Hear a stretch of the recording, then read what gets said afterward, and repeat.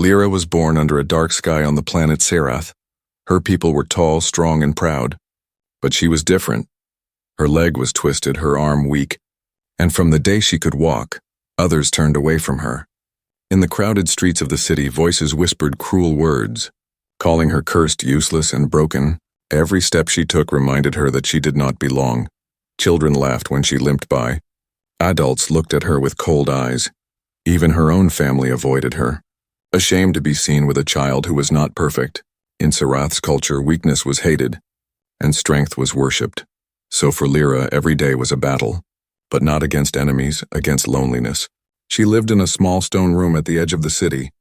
The walls were cracked and the roof leaked when rain fell, but it was the only place where she felt safe. No one visited her, no one knocked on her door. Silence was her only friend. At night, she would climb up the broken steps and sit on the roof. She watched the stars bright and endless above the black sky. She whispered her thoughts to them, believing maybe someone, somewhere, could hear. "I don't want to be hated," she would say softly. "I just want someone to see me." Her heart carried a dream too heavy for her fragile body. One day, as she tried to walk through the market, her cane slipped on the rough stone. She fell to the ground, her hands scraping against the dirt. The crowd did not help. Instead, they laughed, pointing at her like she was some broken toy. Their voices stabbed her heart like knives. "Why is she even alive?" one shouted. "She is nothing," another said. The words echoed in her ears long after she managed to stand again. She walked away, her eyes wet, but she refused to cry in front of them. Inside her room, she let the tears fall. She hated her weakness, but she hated their cruelty even more. Why was kindness so rare in her world? Why did no one see that her heart was strong, even if her body was not?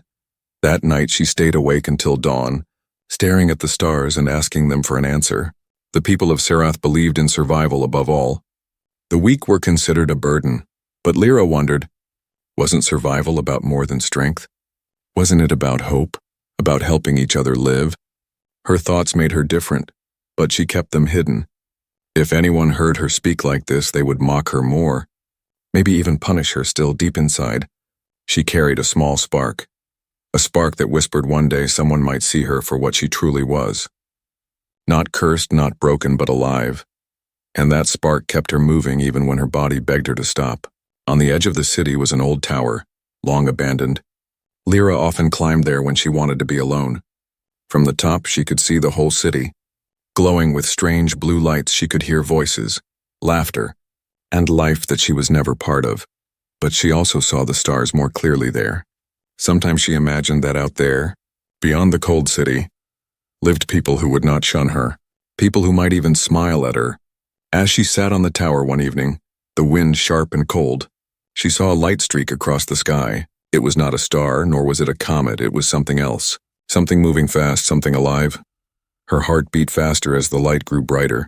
She had no idea that this single moment, this strange light in the sky, would change her life forever. For now, she remained the shunned alien, the one no one touched, the one no one helped. Her world was pain, rejection, and silence, but somewhere in the endless stars, destiny was preparing to answer her lonely whispers. And soon Lyra would discover that sometimes the ones who are most hated by their own people are the ones most loved by strangers. Lyra returned to her small stone room after seeing the strange light in the sky. Her heart was restless, and her mind could not forget the burning trail above the stars. But when morning came, her world was the same again, cold and unkind. The city outside was alive with voices, yet for her, silence was louder than anything. She sat near her broken window, staring at her hands. The scars on her palms reminded her of every fall, every cruel laugh she had endured. Her body hurt often, her legs stiff and painful, her arm trembling with weakness. But those wounds were nothing compared to the wounds inside her heart. In the streets, she walked slowly. Leaning on her cane, she tried to keep her head down, to avoid the eyes that always cut like blades. Still, the whispers followed her. "Why does she not hide forever?" a woman muttered. "She makes the city ugly," a man said. Each word pressed against her chest like heavy stones. She wished she could scream, wished she could tell them she had dreams too. But her voice always stayed trapped in her throat. She feared if she spoke, her words would only bring more hate. So she kept her pain secret, hidden deep where no one could touch it. At night, the stars were her only listeners. She climbed the tower again, breathing hard with every step. When she reached the top, she looked up, her eyes shining with unshed tears. "Why am I here?" she whispered to the sky. "If I was born broken, why was I born at all?" Her voice cracked, carried away by the wind.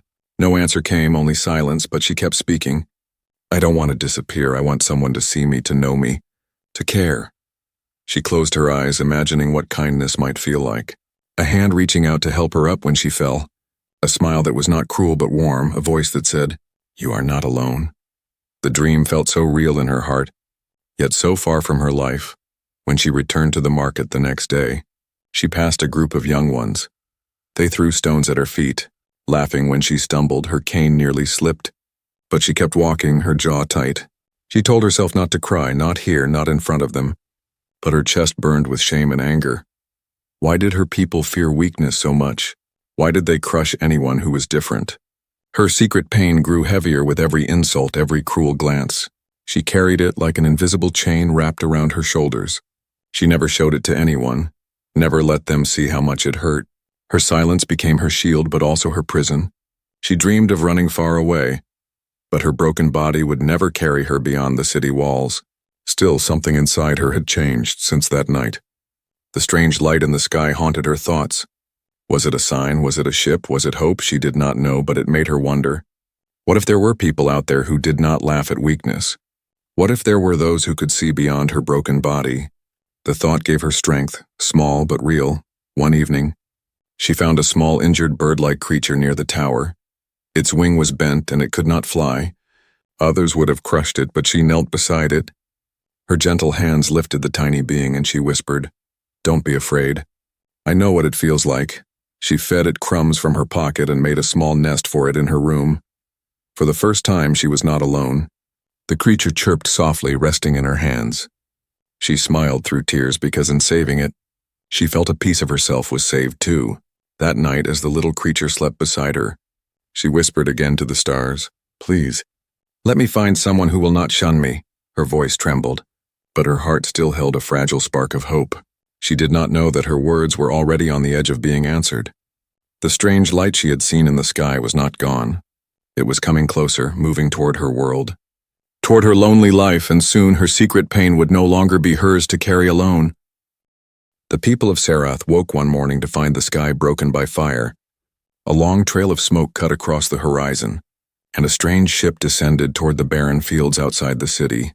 The crowd gathered, whispering in fear and anger, for they had heard stories of humans. Humans were called dangerous, wild, and unpredictable. The elders warned that if a human ever landed, they must be avoided or destroyed. Lyra watched from the edge of the market, leaning on her cane.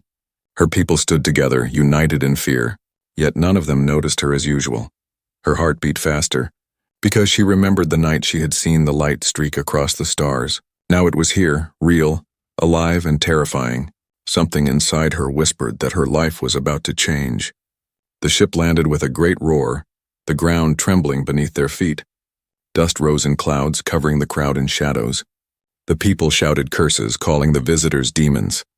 But no weapon was fired, no attack came. Instead, the door of the strange vessel opened, and a figure stepped out. It was a human, tall and broad, wearing strange armor that glowed faintly in the morning sun.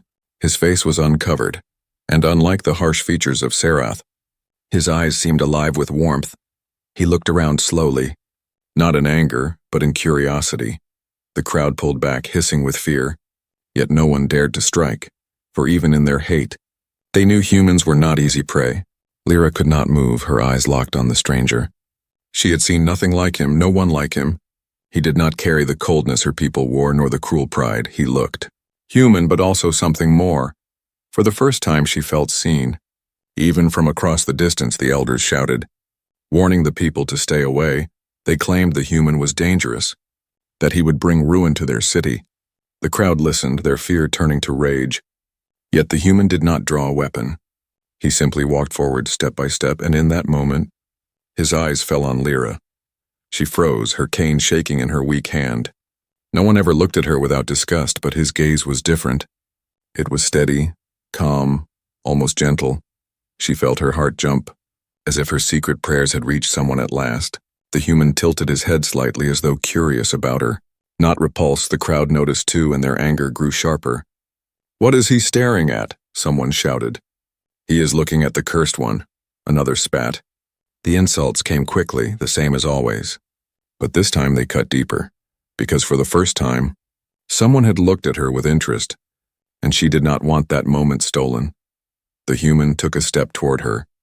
Ignoring the shouting mob, the people gasped, some even stepping back in fear. Why would a human approach their weakest, their broken one? Lyra's breath caught in her throat. Every muscle tense, she wanted to run, to hide. But her legs were too weak and her heart was too loud. When he finally stood before her, he crouched down slightly so his eyes met hers. His voice was low, strange, yet gentle. "Are you hurt?" he asked. No one had ever asked her that before. Not even her own people. Her lips trembled. No words came, only silence. The crowd grew restless, muttering curses and threats, but none dared to touch him. The human reached into a pouch and pulled out a small piece of food. He held it out to her, a simple gesture, but one that shattered her world. Kindness from a stranger, from a human. Her hand shook as she reached for it, her fingers brushing against his for a heartbeat. She felt something she had never known. Warmth. The mob shouted louder now, their voices filled with rage. "She disgraces us," they cried. "She lets the outsider touch her." But Lyra did not care. For the first time, someone had chosen to see her, not as cursed but as alive. And in his eyes she saw no hate, only recognition, as if he understood her pain without her saying a word. The human stood again, his body tall and strong against the angry crowd. He looked at them with calm defiance, as if daring them to harm her. The people stepped back, their courage fading, for even united, they feared the fire that lived in human eyes.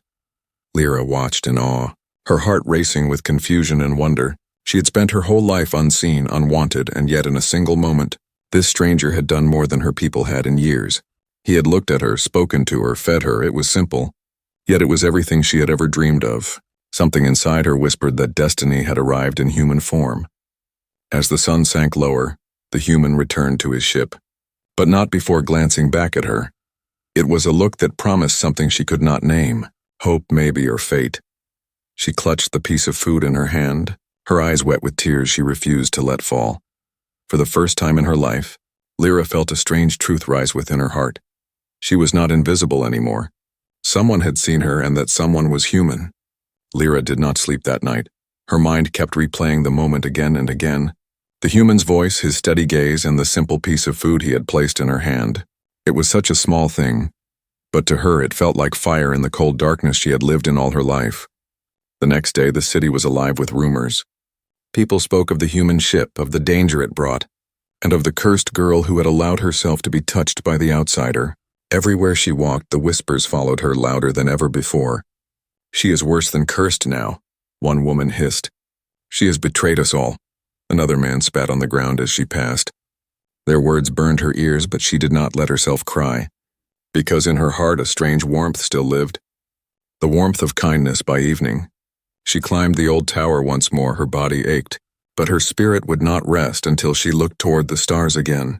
And there, just beyond the fields, she saw the ship resting silently, its metal body glowing faintly under the moons, her breath caught, her chest tight. Would the human return? Would he even remember her? She told herself not to hope too much, but her heart did not listen. The following day, she walked to the edge of the city, her cane sinking into the dust of the barren fields. Her people avoided the area, calling it cursed ground because of the outsider, but to her, it was the only place where she had felt alive. As she reached the ship, the door opened, and there he was again, the human, tall and calm. Stepping down the ramp with slow, steady steps, she froze. Not knowing what to say, her voice trembled. But before she could speak, he smiled slightly. "I am Ryan," he said simply, his voice low and steady. She blinked, the name strange yet strong. Her own people never asked for her name, never cared to know, but he had given his freely, like an offering. She swallowed hard, her lips dry. "Lyra," she whispered, her voice cracked as if unused for too long. He nodded, repeating it softly. Lyra, as though the word itself mattered. No one had ever spoken her name like that. With respect, with care. Her chest tightened, tears threatening to fall, but she held them back. Ryan held out a small pouch. Inside were pieces of dried fruit. "Food," he said gently, placing it in her hands. Her fingers curled around the gift, her hands trembling. For her people, kindness was weakness. But here stood a man who gave without mocking, who offered without shame. She whispered. "Why?" Her voice fragile. He looked at her with steady eyes. "Because you deserve it." The word shattered her like glass. Deserve, she had never been told she deserved anything. Not love, not respect, not even food, and yet, here was a stranger, an outsider telling her she was worthy. Her throat ached as she tried to speak, but no words came. She could only clutch the pouch against her chest as though it were treasure. They sat near the edge of the field. Silent for a while, she did not know what to say, and he did not push her. He simply sat there, looking out at the horizon as though it was enough just to share the space. For the first time, she did not feel like a burden. She felt human, even though she was not. When he finally spoke again, his words were simple. "You are strong, stronger than they see." Her breath caught and her eyes widened. No one had ever said that to her, not once in her life. She almost laughed at the absurdity. But his voice carried no pity, only truth. Her people would call her weak, cursed, broken. But this human, who barely knew her, had seen something else, and in that moment, she realized he looked at her differently, not as an alien, not as a cripple, but as Lyra. The crowd did not stay silent forever. Whispers spread that she was meeting the human again. A group of angry citizens followed her one evening, standing at the edge of the field, shouting curses. "She is a traitor," they screamed. "She belongs to the outsider." Their eyes burned with hatred, their words cut like knives. Lyra trembled, shrinking back. But before fear consumed her, Ryan stood. He faced the mob without flinching, his voice strong. "She is not a curse," he declared. "She is not broken, she is not weak, she is alive. And she deserves respect." His words thundered louder than their hate, silencing the crowd for a moment.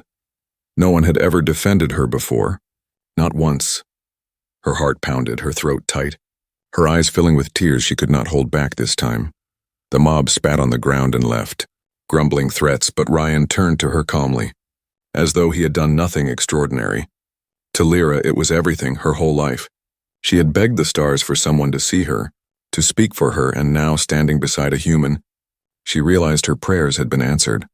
That night, as she lay awake, the little bird creature resting by her side, she whispered to the stars again.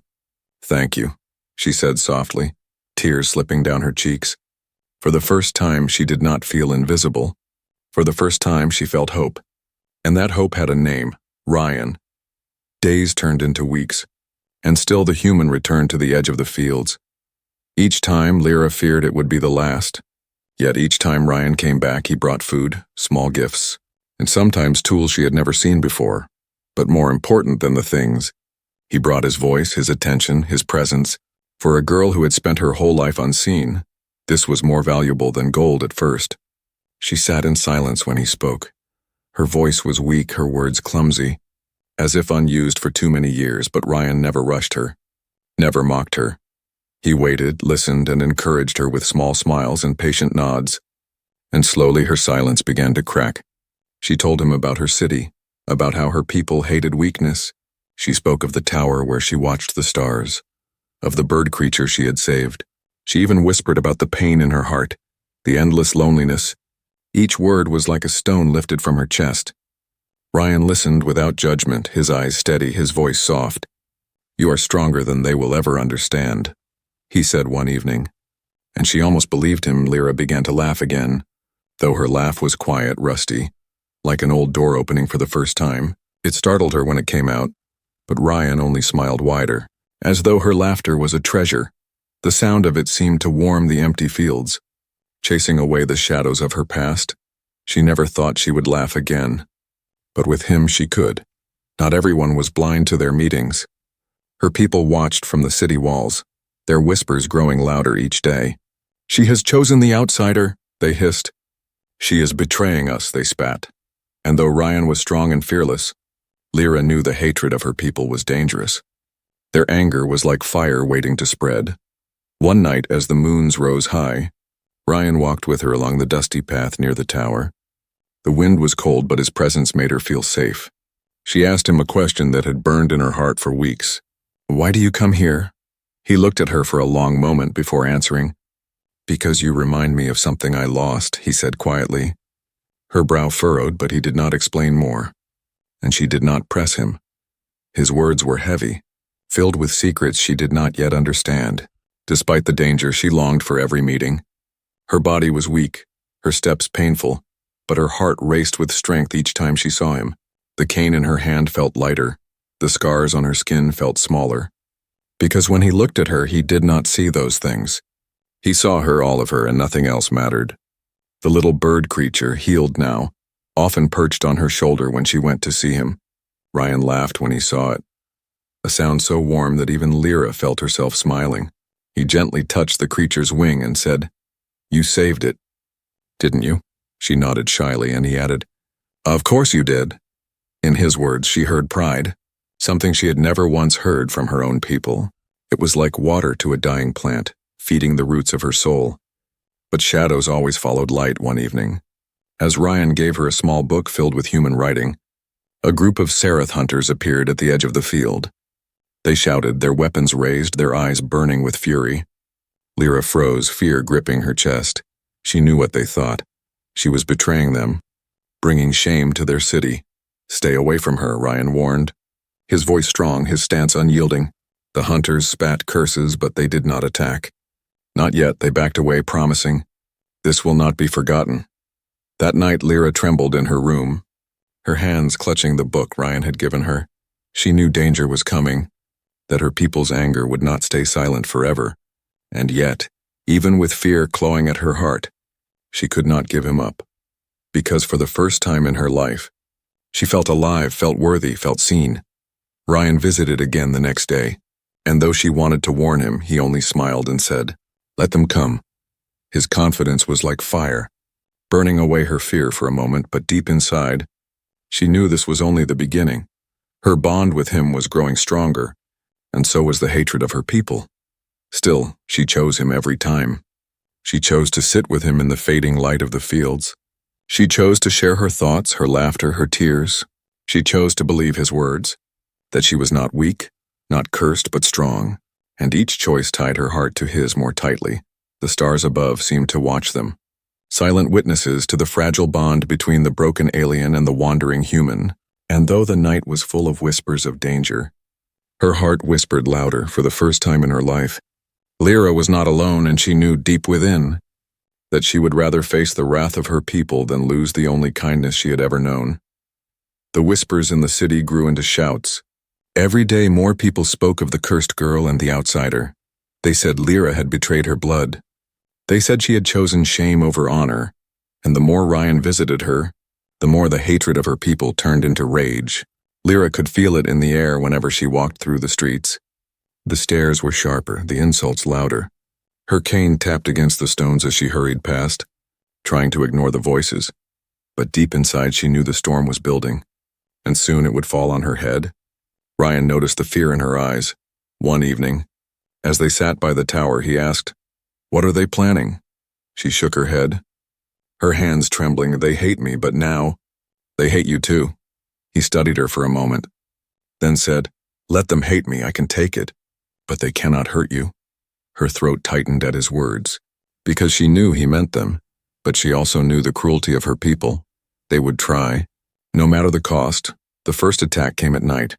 Lyra was returning to her room when shadows moved behind her. A group of young men, strong and angry, surrounded her, their faces twisted with disgust, their voices sharp with venom. "You shame us," one spat. "You speak with the outsider. You are not one of us anymore." Her heart pounded as they closed in. She raised her cane, though her weak arm trembled for a moment. She thought they would strike her down. Then a voice cut through the darkness, calm but filled with steel. "Step away from her." Ryan emerged from the shadows, his figure tall and unshaken. The men hesitated, fear flashing in their eyes. For all their hatred, none of them truly wanted to face a human alone. Still, one of them snarled, "She belongs to us. She carries our shame. You cannot protect her." Ryan moved closer, placing himself between them and Lyra. "She belongs to no one but herself," he said, his voice steady. "She is not your shame. She is your proof that strength is more than muscles and pride." The young men muttered curses but did not attack. Instead, they spat on the ground and retreated, their threats lingering in the night air. Lyra trembled, her knees weak, her cane nearly slipping from her hand. Ryan caught her before she fell, steadying her gently. "You are safe," he whispered, though both of them knew the danger was far from over. After that night, the city's anger grew sharper. The elders called meetings, warning that the outsider would poison their world.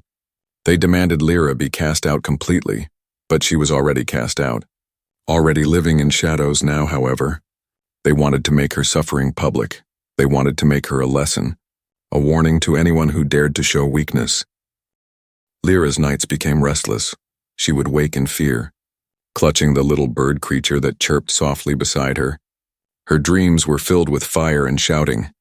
Yet every time Ryan appeared at the fields, her fear lessened. He was her anchor, her shield, the only one who made her believe she was worth something. But even Ryan could not silence the storm forever. One evening, as they sat together near the tower, a larger mob appeared, dozens of voices shouting, their torches lighting the dark sky. The crowd moved like a single beast.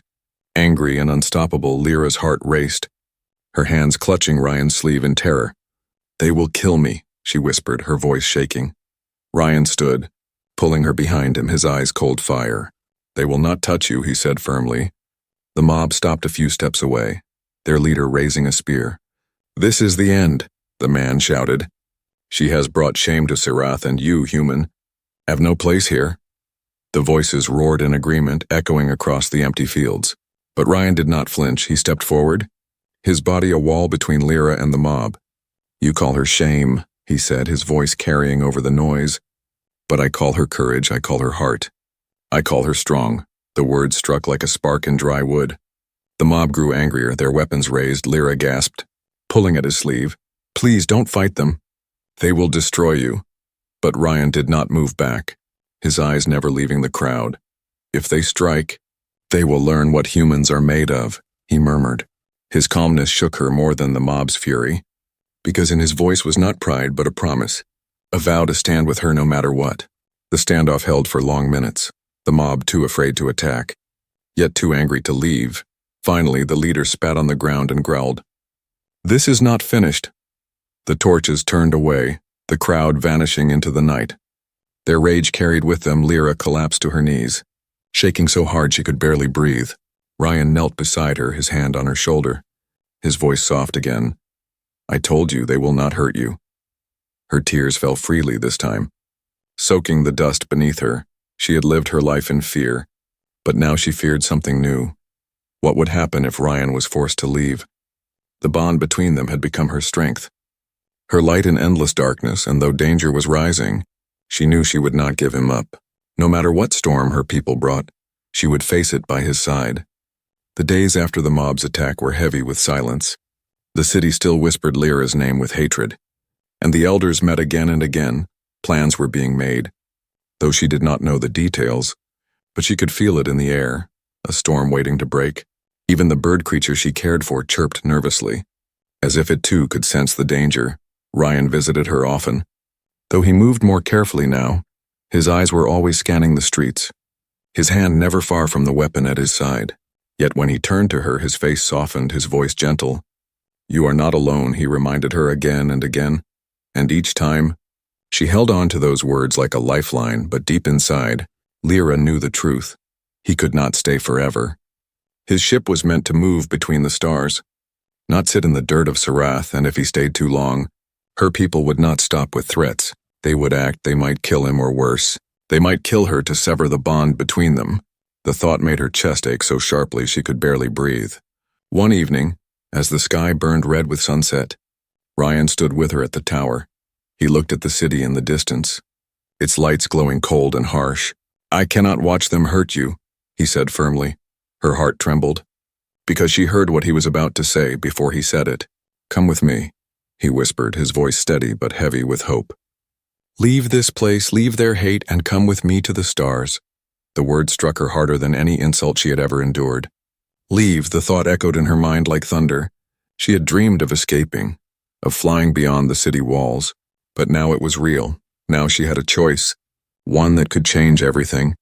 Her cane felt heavy in her hand, her legs weak. But her heart raced with fire, her mind filled with questions. Could she survive among humans? Could she keep up with their world? Would they laugh at her broken body the way her people did? Or would Ryan's words hold true, that she would never be shunned again? Fear twisted in her chest, but so did hope. It was the first time in her life she had been offered a future. That night she lay awake in her small stone room. She stared at the ceiling, listening to the quiet breathing of the bird creature beside her. Her people's voices echoed in her head, cursed, useless, shameful. But Ryan's words rose stronger. You are strong. You are worthy. Come with me. Her heart fought a battle her body never could. And by dawn, she knew the truth. Her choice had already been made. The next day, the elders sent for her. She was dragged into the center of the city. A crowd gathered, their eyes burning with judgment. The leader raised his voice. You have shamed us for the last time. You will leave this place and never return. Gasps filled the air. But Lyra did not bow her head. For the first time, she stood tall. Her cane steady in her hand, her voice, though shaking, carried across the square. I will leave, but not because you cast me out. I will leave because I choose to. Murmurs rippled through the crowd, anger and shock mixing in their voices. Ryan stepped forward then, his presence like a wall of fire. She will not walk alone, he declared. His hand reaching for hers, the crowd hissed, their voices rising in fury. But Lyra did not let go. Her fingers curled around his with a strength she never knew she had. Tears blurred her vision as she turned her back on the only home she had ever known. But for once, her tears were not of weakness. They were of freedom. Each step was heavy. But each step was hers, chosen, owned, claimed. Her people shouted behind her, calling her traitor, calling her cursed. But Ryan's voice cut through it all. Low and steady. You are not cursed, Lyra. You are brave. When they reached the ship, her legs almost gave out. She looked back one final time at the city of her birth, the place that had never loved her, never wanted her, never cared if she lived or died. And then she looked forward toward the ship, toward the human who had chosen her. Her heart whispered the truth she had been too afraid to believe. She was no longer their shame. She was her own choice, her own future. As the ramp lifted and the doors closed, she felt the world of Sarath fall away. The crowd's voices grew distant, replaced by the quiet hum of the ship. Ryan turned to her, his hand still holding hers, his eyes steady. Whatever comes next, you will never be alone again, he said. And for the first time in her life, she believed it. The choice was made. She had chosen love, she had chosen humanity, and she had chosen herself.